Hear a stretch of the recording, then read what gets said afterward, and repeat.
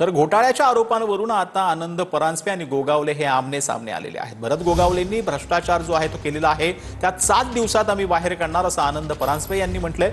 तर गोगावलेंनी रायगड जिल्हा परिषदेत गैरव्यवहार केल्याचा आरोप करण्यात आलेला होता।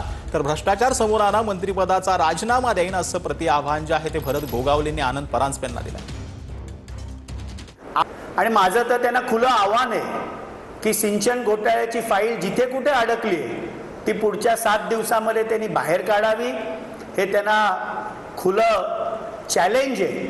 आम्ही देखील पुढच्या 7 दिवसामध्ये आपली गुन्हेगारी प्रवृत्ती, आपण रायगडमध्ये केलेले आर्थिक घोटाळे, सभापती सार्वजनिक बांधकाम म्हणून जिल्हा परिषदेमध्ये असताना केलेले घोटाळे, हे देखील आम्ही पुढे 7 दिवसामध्ये परांजपे सारखे अकलेचे तारे तोडणारे काही मंडळी आहेत, त्यांनी सांगितलं की मी त्याला चॅलेंज केलेली आहे, जर तुम्ही माझ्यातला 1 रुपयाचा जरी भ्रष्टाचार किंवा काय जर काढला तर आजही तुम्हाला सांगतो एवढ्या लोकांसमोर, जर नाही राजीनामा दिला तर मला विचारायचा या माझ्या मंत्रिपदाचा तुम्हाला आज सांगतो।